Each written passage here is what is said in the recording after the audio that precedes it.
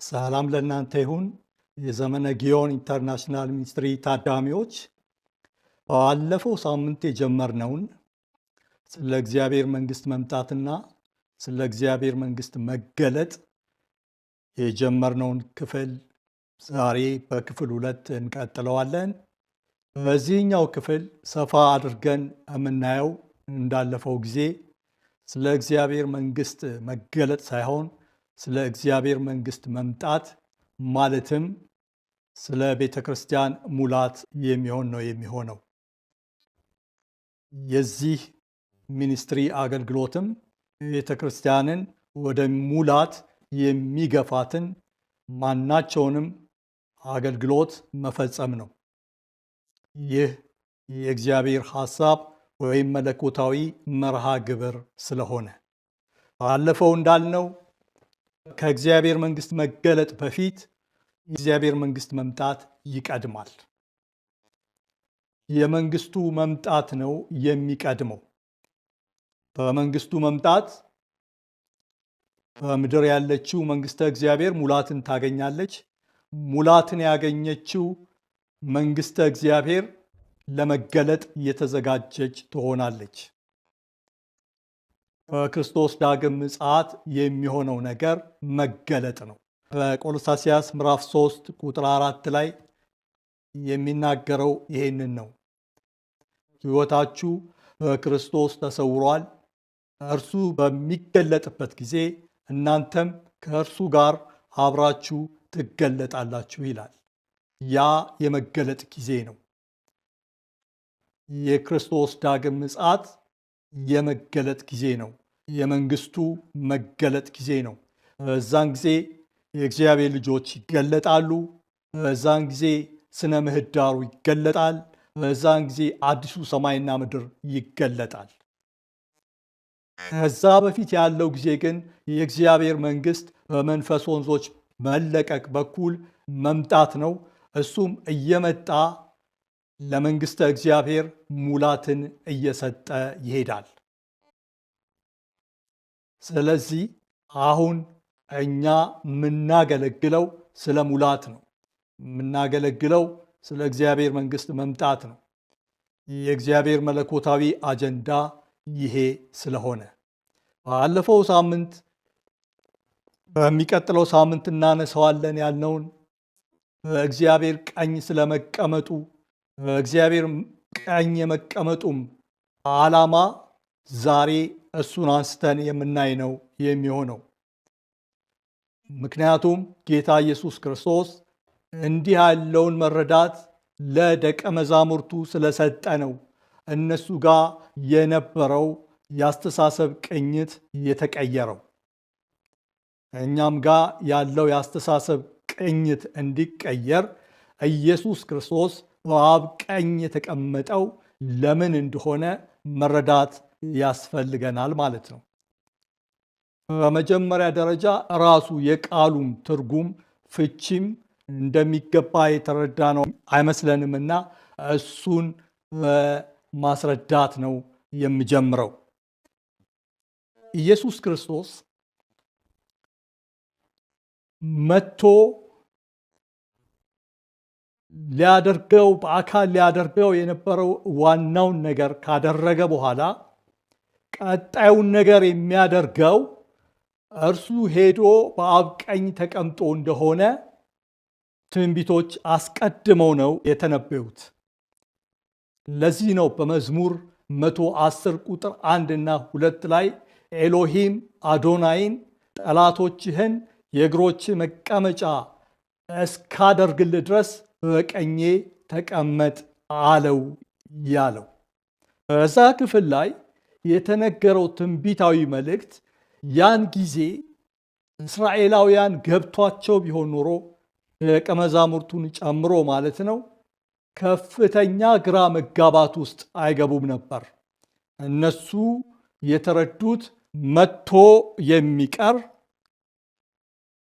መመለስ እና በአብ ቀኝ መቀመጥ የሌለበት አይነት መሲሁ አድርገው ነው የሳሉት። እነሱን ወደ ግራ መጋባት ውስጥ የከተተው ይሄ ነው። የነቢያትን ድምፆች ስላላወቁ ነው። በመጽሐፍ ቅዱስ ያለውን መለኮታዊ መርሃ ግብር ስላልተረዱ ነው። መጽሐፍ ቅዱስ ግን ኢየሱስ ክርስቶስ በአካል መጥቶ ሊፈጽም የተገባውን የቤዛነት ሥራ ከፈጸመ በኋላ ሌላው ሥራ የሚሰራው እሱ በእግዚአብሔር ቀኝ ተቀምጦ መሆን እንዳለበት አስቀድሞ ተናግሯል፣ መስክሯል። ይህንንም ነገር እግዚአብሔር አምላክ በትክክለኛው ጊዜ በትክክለኛው ሰዓት አድርጎታል። ኢየሱስ ክርስቶስ ከትንሣኤ በኋላ ወደ ሰማይ ሄዶ በእግዚአብሔር ቀኝ ተቀምጧል። ይህ በእግዚአብሔር ቀኝ መቀመጥ ማለት ምን ማለት ነው? ጠላቶችን የእግሮች መቀመጫ እስካደርግልህ ሲል ደግሞ ምን ማለት ነው?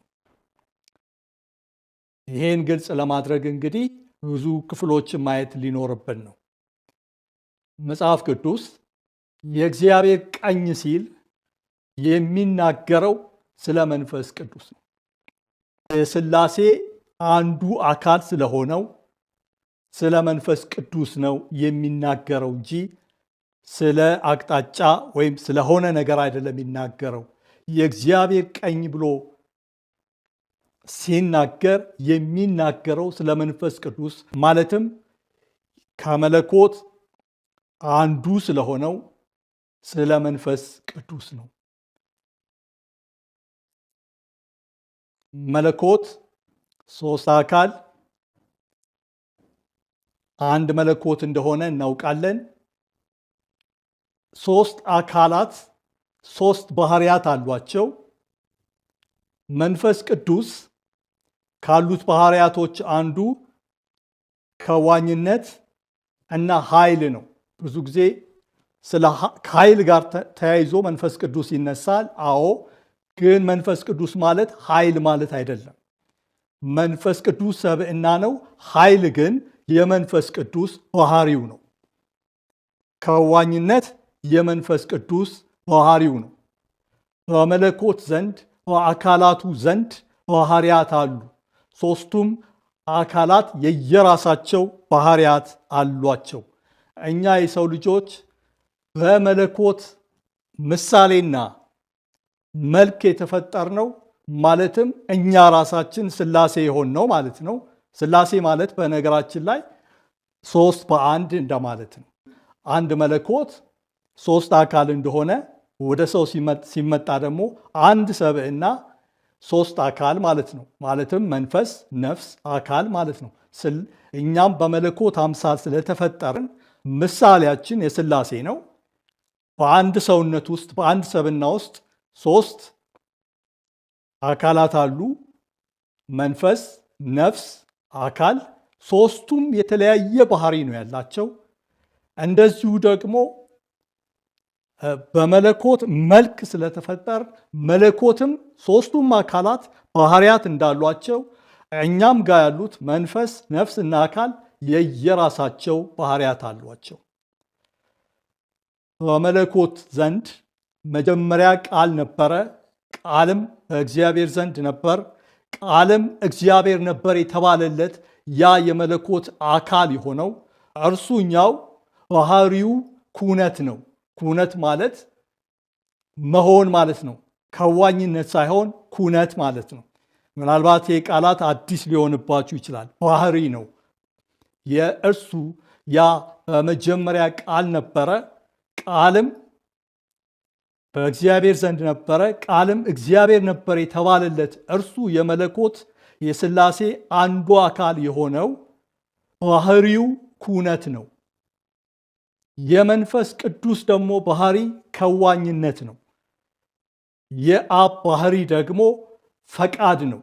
ስለዚህ በፍጥረት ጊዜ ቢሆን ሰውን በማዳን ጊዜ እንደየባህሪያታቸው ነው የመለኮት አካላት ስራቸውን የፈጸሙት። ፈቃድ ከአብ ወጣ፣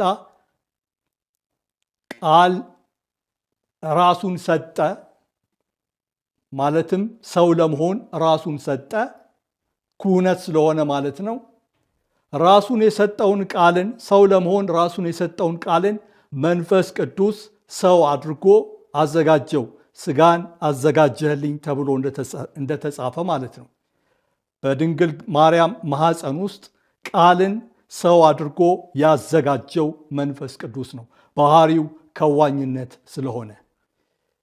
መንፈስ ቅዱስ ባህሪው ከዋኝነት ነው፣ ባህሪው ኃይል ነው እንጂ ራሱ መንፈስ ቅዱስ ኃይል ነው ማለት አይደለም። እንግዲህ እንደዚህ ከሆነ እግዚአብሔር በኃይሌ ቀኝ ተቀመጥ ነው ያለው፣ በቀኜ ተቀመጥ ነው ያለው። የተናገረው ስለ መንፈስ ቅዱስ ነው። ኢየሱስ ክርስቶስ በመንፈስ ቅዱስ ዓላማውን እንዲፈጽም ለክርስቶስ ኢየሱስ እንደተሰጠ ነው የሚናገረው። መጽሐፉ የሚለው ይሄ ስለሆነ ማለት ነው። ተቀመጠ ማለት ተሰጠው ማለት ነው። የእግዚአብሔር ቀኝ መንፈስ ቅዱስ መሆኑን በብዙ የመጽሐፍ ቅዱስ ክፍሎች ማረጋገጥ እንችላለን። በኢሳይያስም መጽሐፍ ላይ በኃይሉና በቀኙ ምሏል የሚል ቃል እናገኛለን። በቀኙና በኃይሉ ምሏል ይላል። ቀኙና ኃይሉ መንፈስ ቅዱስ ነው፣ የመለኮት አንዱ አካል ማለት ነው። እግዚአብሔር በራሱ እንጂ በሌላ ስለማይምል በራሱ ማለ ስለሚል በቀኙና በኃይሉ ማለ ማለት በመንፈስ ቅዱስ ማለ ማለት ነው። መንፈስ ቅዱስ ደግሞ የሥላሴ አንዱ አካል ነው፣ መለኮት ነው። ስለዚህ እግዚአብሔር በራሱ ነው የማለው። በቀኙና በኃይሉ ክንድ ምሏል ሲል በራሱ ነው የማለው። ስለዚህ ብዙ ክፍሎችን እያመጣን ማየት እንችላለን። የእግዚአብሔር ቀኝ ማለት መንፈስ ቅዱስ ማለት ነው። ምናልባት በደንብ እንዲገባችሁ ካስፈለገ ሰፋ አድርገን ወደ በኋላ ላይ እናየዋለን። አሁን ግን ጠበብ አድርገን እናየዋለን። ጠበብ አድርገን የምናየው ሌሎቹን ነገሮች ለማየት እንድንችል ነው። ሌሎቹ ማለት በቀኜ ተቀመጥ ብቻ አይደለም ያለው፣ ጠላቶችህን የእግሮችህ መቀመጫ እስካደርግልህ ድረስ ነው የሚለው። ጠላቶች የተባሉት እነማን ናቸው? እኛ ብዙ የተረዳ ነው። ጠላቶች የተባሉት ምናልባት የክፋት መንፈሳውያን ኃይላት ወይም የወደቁት መላእክት ሊሆኑ እንደሚችሉ ነው የምናስበው። ግን መጽሐፍ ቅዱስ እንደሱ አይደለም የሚለው። ጠላቶችን የእግሮች መቀመጫ እስካደርግልህ ያለው ጠላቶች የተባሉት የሰው ልጆች እንጂ ሰይጣን ወይም የተጣለው መልአክ አይደለም። ለምን ቢባል ይሄን ክፍል በሚገባ ስንረዳው ነው ይሄ ማለት ምን ማለት እንደሆነ የሚገባን። የተባለው የእግሮች መቀመጫ እስካደርግልህ ድረስ ነው። የእግሮች መቀመጫ ማለት ምን ማለት ነው? የእግሮች መቀመጫ እንግሊዝኛው ፉት ስቱል ነው የሚለው። እንግሊዝኛው ፉት ስቱል ነው የሚለው። ፉት ስቱል ማለት የዙፋን አካል ማለት ነው። የዙፋን አካል ነው። በስዕል ላይ እንደምታዩት ማለት ነው። አሁን ዙፋን አለ፣ ፉት ስቱል ወይም የእግሮች መቀመጫ አሉ። የዙፋን አካል ነው ፉት ስቱል ማለት። ሰማይ ዙፋኔ ነው፣ ምድር የእግሬ መቀመጫ ናት እንደተባለው ማለት ነው። የዙፋኑ አካል የዙፋኑ አካል ደግሞ ማድረግ የፈለገው እግዚአብሔር ማንን ነው? ጠላቶች የተባሉትን የሰው ልጆች ነው። የሰው ልጆች ጠላቶች እንደተባሉ በልዩ ልዩ የመጽሐፍ ቅዱሶች እንደተጠቀሰ እናውቃለን። ጠላቶች የነበርነውን ይላል። እኛን በጸጋው ምን አደረገን ይላል? የመንግስቱ ልጆች አደረገን ይላል። ማንን? ጠላቶች የነበርነውን እኛን። ጠላቶች የነበርን መሆናችን ይታወቃል። እኛን ነው ምን ማድረግ የተፈለገው? የዙፋኑ አካል ነው የሚያደርገው። የእግሮች መቀመጫ ማለት የዙፋኑ አካል፣ እኛን የዙፋን አካል ማድረግ ማለት ነው። ይሄ ትልቁ የእግዚአብሔር መርሃ ግብር ነው። ጠላቶች የነበርነውን፣ በሰይጣን ግዛት ውስጥ የነበርነውን እኛን የዙፋኑ አካል የእግሮች መቀመጫ የማድረግ የእግዚአብሔር ፕሮግራም ነው እዚህ ቦታ ላይ የተገለጸው። ይህንን ስላስተዋለ ነው እግዚአብሔር ሰውን መውደዱ በተገለጠ ጊዜ ተብሎ የተጻፈው። ስለዚህ የእግዚአብሔር መርሃ ግብር ምን ሆኖ ተገኝቷል ማለት ነው? እኛን ጠላቶች ተብለን የነበርነውን የሰው ልጆችን የክርስቶስ የእግሮቹ መቀመጫ ማለትም የዙፋኑ አካል መደረጋችን። ለዚህ ደግሞ የሚያስፈልገው ነገር ኢየሱስ በእግዚአብሔር ቀኝ መቀመጡ፣ መንፈስ ቅዱስ ለኢየሱስ ክርስቶስ መሰጠቱ፣ ኢየሱስ ክርስቶስም ያን የመንፈስ ወንዝ መለቀቅ ለቤተ ክርስቲያን ለአካሉ መስጠቱ ነው። ወይም ወደ ምድር አፍስሶ መንግሥተ እግዚአብሔር በምድር ላይ እንዲሆን ማድረጉ ነው። የተዋጁት የሰው ልጆች ምን ሆነው ነው የሚገኙት ማለት ነው? የክርስቶስ የእግሮቹ መቀመጫ ሆነው ነው የሚገኙት። በሌላ አባባል መንግሥተ እግዚአብሔር ሆነው ይገኛሉ ማለት ነው። መንግሥተ እግዚአብሔር በሰማይ አለ። ያ በሰማይ የሆነው ፈቃድ የነበርነውን የሰው ልጆችን የክርስቶስ የእግሮቹ መቀመጫ ማለትም የዙፋኑ አካል እንድንደረግ መደረጋችን። ለዚህ ደግሞ የሚያስፈልገው ነገር ኢየሱስ በእግዚአብሔር ቀኝ መቀመጡ፣ መንፈስ ቅዱስ ለኢየሱስ ክርስቶስ መሰጠቱ፣ ኢየሱስ ክርስቶስም ያን የመንፈስ ወንዝ መለቀቅ ለቤተ ክርስቲያን ለአካሉ መስጠቱ ነው። ወይም ወደ ምድር አፍስሶ መንግሥተ እግዚአብሔር በምድር ላይ እንዲሆን ማድረጉ ነው። የተዋጁት የሰው ልጆች ምን ሆነው ነው የሚገኙት ማለት ነው? የክርስቶስ የእግሮቹ መቀመጫ ሆነው ነው የሚገኙት። በሌላ አባባል መንግሥተ እግዚአብሔር ሆነው ይገኛሉ ማለት ነው። መንግሥተ እግዚአብሔር በሰማይ አለ። ያ በሰማይ የሆነው ፈቃድህ በምድርም ይሁን ነው የተባለው። መንግሥትህ ትምጣ ከሚለው ጸሎት በኋላ የመጣው ጸሎት ይሄ ነው። ፈቃድህ በሰማይ እንደሆነች እንዲሁ በምድር ትሁን። በሰማይ መንግሥት አለ፣ በምድርም መንግሥት እንዲሆን። ጌታ ኢየሱስ ደግሞ ምንድን ነው የሚያደርገው? በሰማይም ያለውን በምድርም ያለውን ምን እንዲያደርግ? እንዲጠቀልል። የእግዚአብሔር ሐሳብ ይሄ ነው ይላል። በዘመን መጨረሻ ያለው የእግዚአብሔር ሐሳብ በሰማይና በምድር ያለውን በማን ለመጠቅለል ነው? በክርስቶስ ኢየሱስ ለመጠቅለል ነው። ሁለቱም መንግሥት ነው። በሰማይም ያለው በምድርም ያለው መንግሥት ነው። ሁለቱም በክርስቶስ ኢየሱስ የሚጠቀለል ነው። ያ በመላእክት ኦርጋናይዝ የሆነ በመላእክት የተዘጋጀ መንግሥት ነው። የመንግሥት ልጆች በዛ መላእክት ናቸው። በምድር ያለው መንግሥት ደግሞ የመንግሥት ልጆች የተባሉት የሰው ልጆች ናቸው። በሰው ልጆች ኦርጋናይዝ የሆነ መንግሥት ነው በምድር ያለው መንግሥት። ስለዚህ በሰማይም ያለውን መንግሥት በምድርም ያለውን መንግሥት በማ ለመጠቅለል ነው? በክርስቶስ ኢየሱስ ለመጠቅለል ነው። ስለሆነም ምንድነው እዚህ ክፍል ላይ የምናየው? የእግዚአብሔር መንፈስ ጠላቶች የነበርነውን እኛን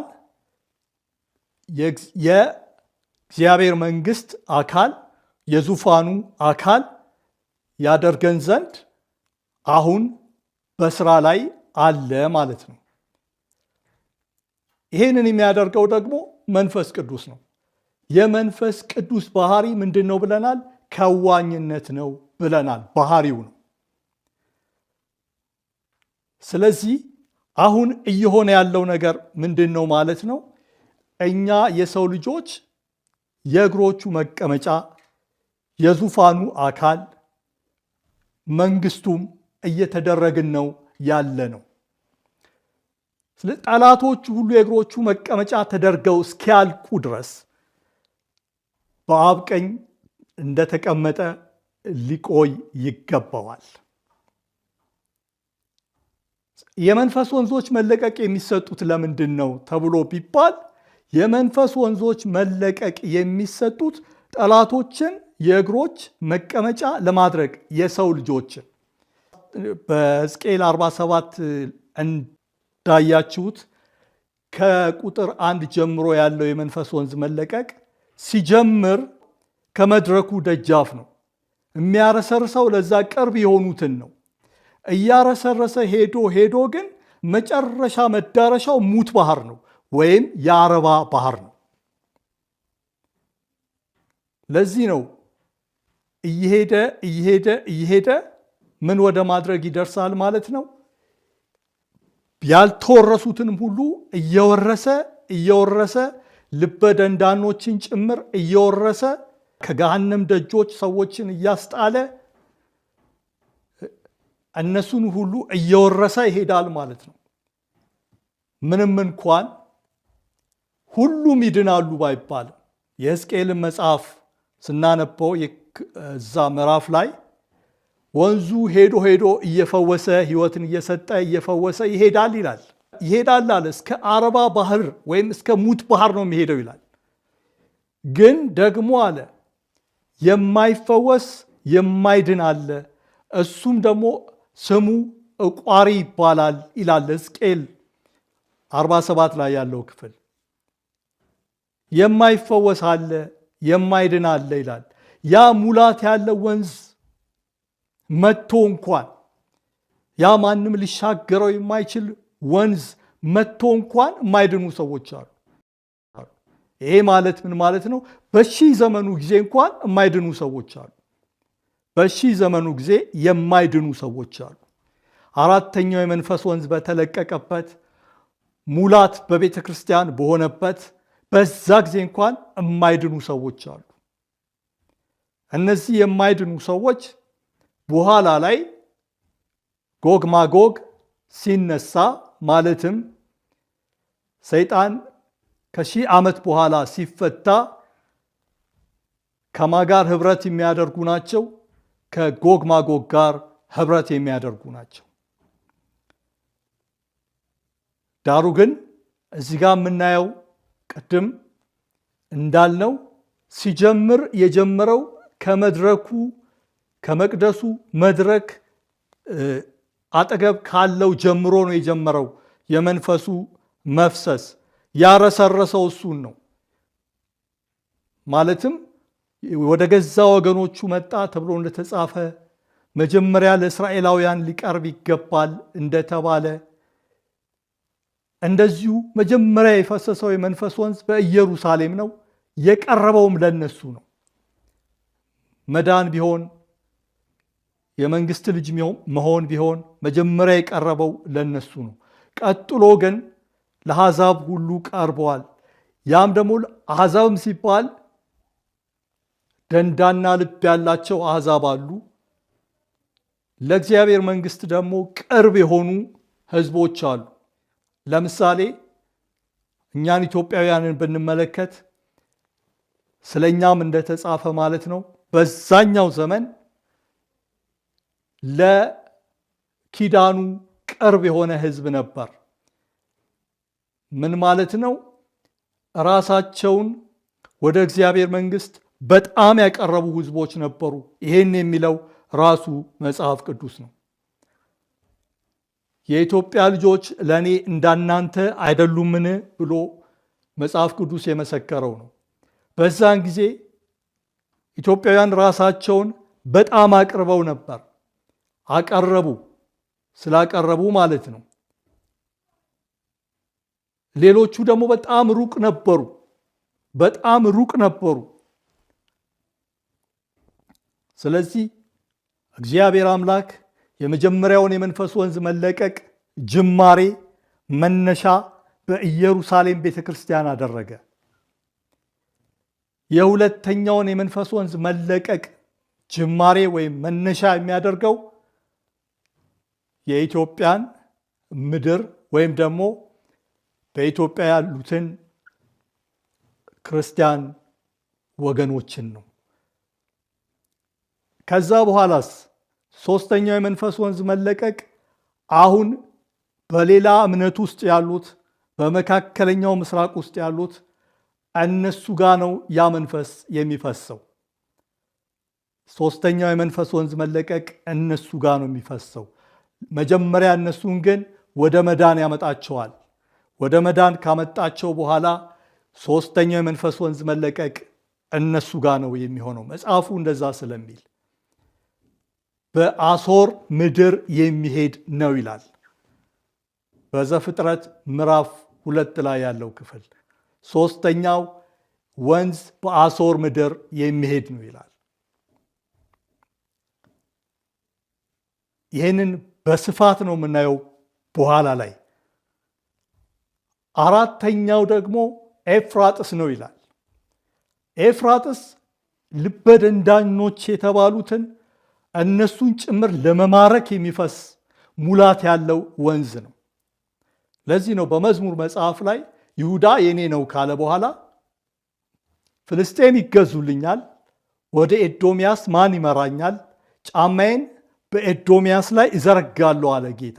ይሁዳ የኔ ነው አለ። ከዛ በኋላ በኤዶምያስ ላይ ጫማዬን እዘረጋለሁ አለ።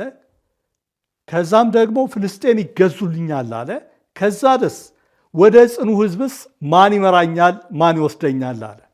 እንግዲህ የእግዚአብሔር ፕሮግራም ይሁዳ ጋር አይቆምም ማለት ነው። ይሻገራል፣ ኤዶምያስ ጋም ይደርሳል። ይሻገራል፣ ፍልስጤም ጋም ይደርሳል። ይሻገራል፣ ከዛ ወደ ጽኑ ሕዝብም ይደርሳል። የመንፈስ ወንዝ መለቀቅ በበረታ መጠን የጠላት ደጆች ይወረሳሉ። ይህንን የሚያደርገው ማን ነው? መንፈስ ቅዱስ ነው። ይህንን ደግሞ አገልግሎት በማን ውስጥ ነው መንፈስ ቅዱስ የሚፈጽመው? በቤተ ክርስቲያን ውስጥ። ስለዚህ በመንፈስ ወንዞች መለቀቅ በኩል ሙላት ቤተ ክርስቲያን ስታገኝ እነዚህን አሁን ያልናቸውን ተልእኮች ትፈጽማለች። ተልእኮቹ ተፈጽመው ሲያልቁ የእግዚአብሔር መንግሥት ወደ መገለጥ ይመጣል። የክርስቶስ ዳግም ምጽአት የሚሆነው እንግዲህ ቤተ ክርስቲያን ተልእኳን ከፈጸመች በኋላ ነው።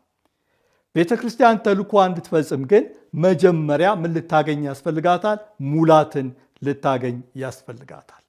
ሙላትም ደግሞ የሚመጣው በመንፈስ ወንዝ መለቀቅ ነው። ኢየሱስ ክርስቶስ በመንፈስ ወንዞች መለቀቅ በኩል አድርጎ ሙላቱን በቤተ ክርስቲያን ውስጥ ያደርጋል። የሚገለጠው በቤተ ክርስቲያን ውስጥ ማን ነው? ክርስቶስ ነው። እንግዲህ በዛሬው ክፍል ባለፈው ሳምንት እናየዋለን ያልነውን አይተናል። በሚቀጥለው ሳምንት ደግሞ በሌላ ክፍል ነው የምንመጣው። እሱንም እንደዚሁ የምናይ ይሆናል። እስከዛ ድረስ ቸር ሰንብቱ። ጸጋ ይብዛላችሁ። ጌታ ከእናንተ ጋር ይሁን።